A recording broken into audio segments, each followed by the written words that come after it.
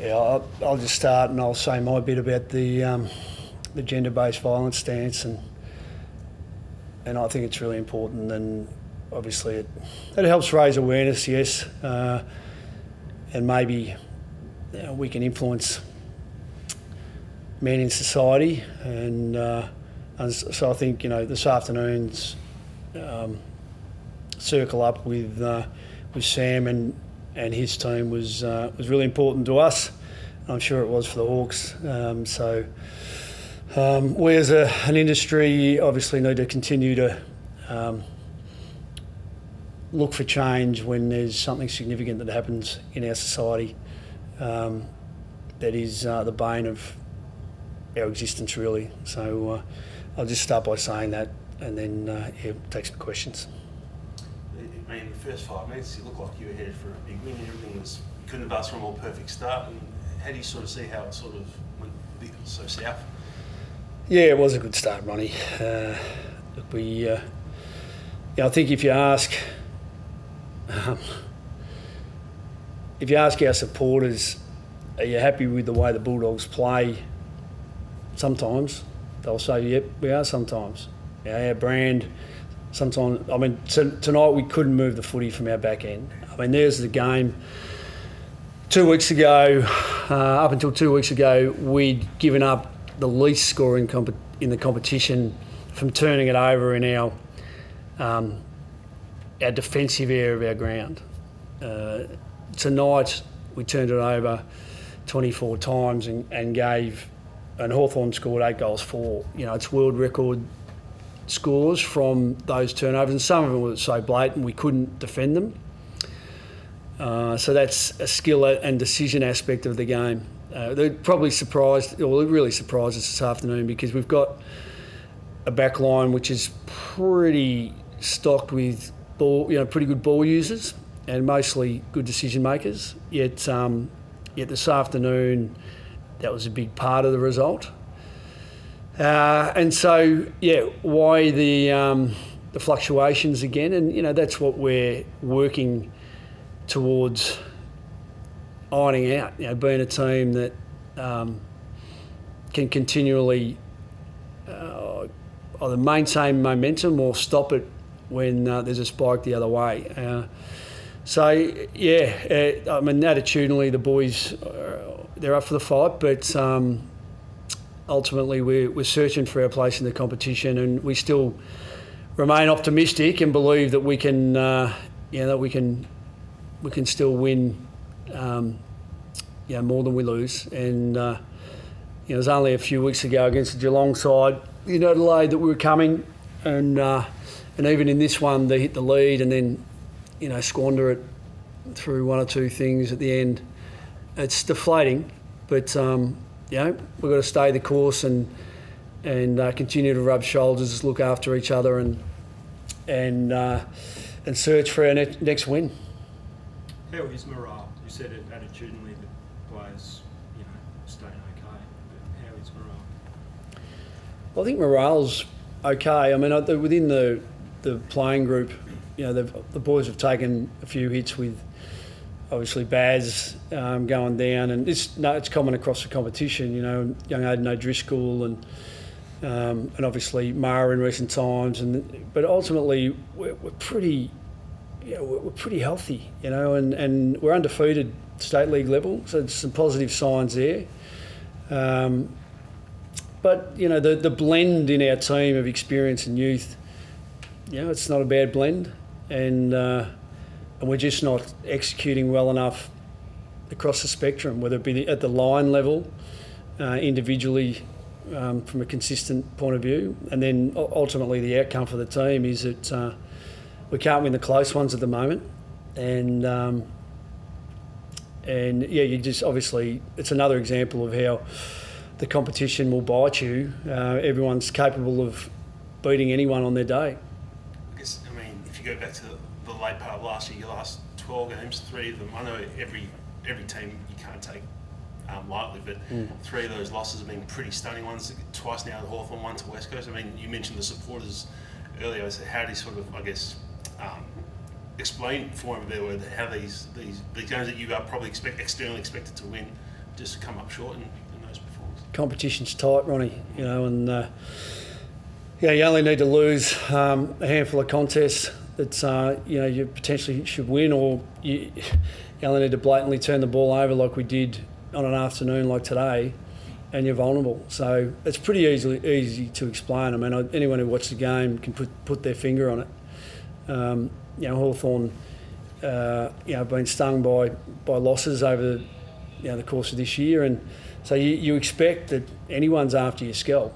And as you pointed out, we started the game ready for that, but ultimately, I feel like we gave up too many easy ones. We didn't have enough delay in their game on turnover, and our back end couldn't resurrect some of those fast plays. It's not the way you want to play. So, ultimately the boys hung in there, but a lot of damage was done over the course of the afternoon prior to hitting the lead.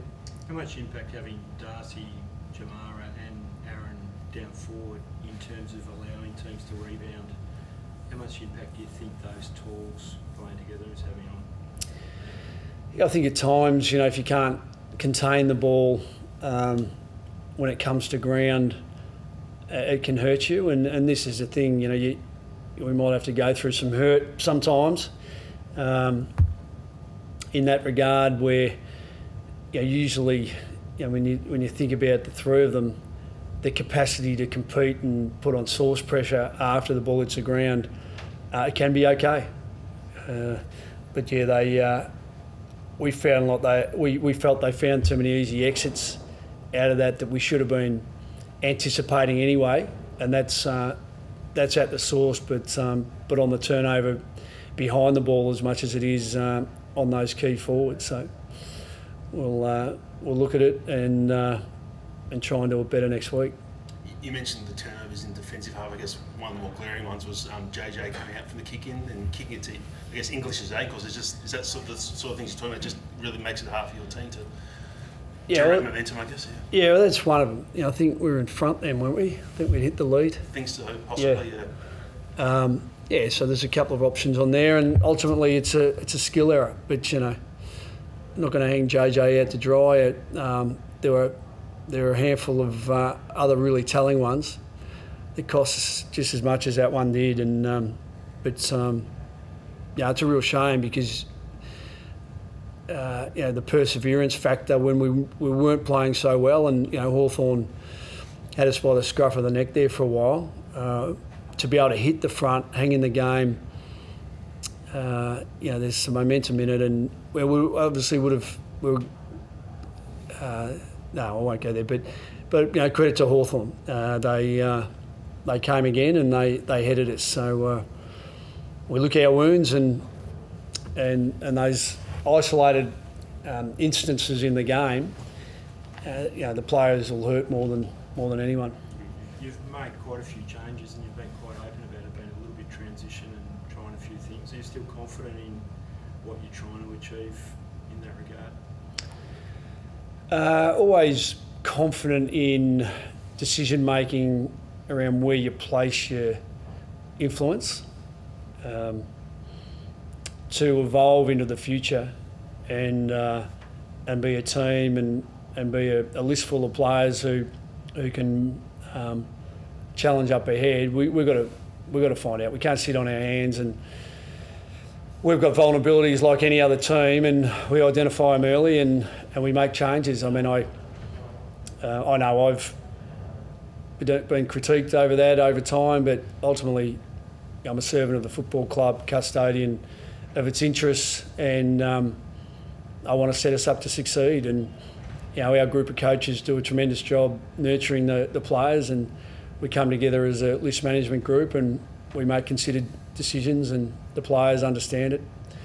I think we didn't get beaten by what we knew.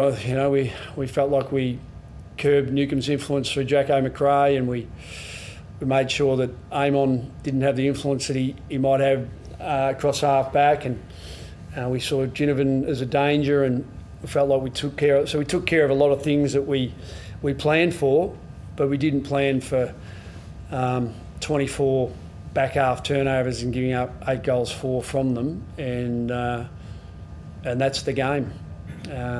And you know that those two stats combined, that obviously are interrelated. It's very difficult to contend with. It's the way any club wants to play, forward half turnovers, and we gave them too many. And we give them credit, but there are a lot that were just blatant skill errors that we just need to be better with. I'm sure this will come as no surprise to you, but the critique you mentioned earlier on yourself and the club will probably ratchet up this week, I'm assuming, after that. Whilst are you prepared for it? Is the club prepared for it? Like, do you feel like you're at a level where the maturity of the place can sort of withstand what might become this way? Well, only you guys can dictate the narrative. We know that unless you're winning games of footy, you're always vulnerable to media scrutiny, and so we just expect it. It's the nature of the industry. As I've said before, I've got a thick skin. I can deal with it, and but I won't let it affect the way that I care for and manage the playing group.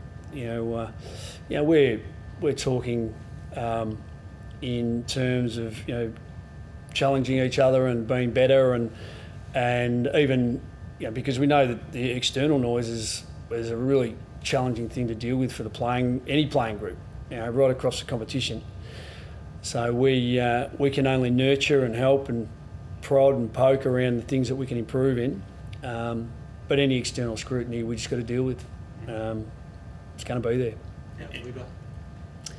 Yeah, well, it's something I probably can't really comment on, Peter, because I actually saw him stumble in the middle of the ground, and that's concerning.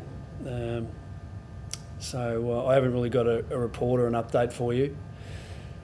But we'll get to that. I would have thought for it to happen again this afternoon, when it was only a couple of weeks ago, then the same thing happened.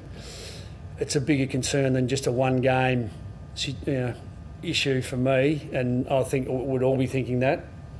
But our guys will look at it. We'll take a conservative approach. We'll look after him, and we'll leave it to the experts. Just one final one, what we're talking about. You feel like the playing group and everyone's on the same page with based on what's today's performance? Yes, mate. Yep. Nice.